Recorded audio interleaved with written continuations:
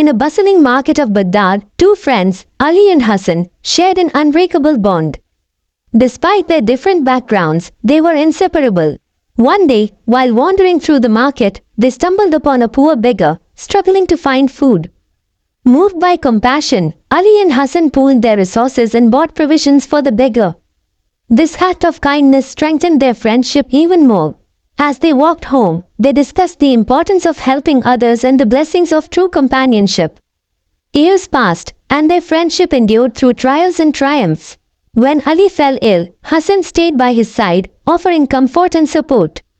When Hassan faced hardships, Ali stood by him, providing strength and encouragement.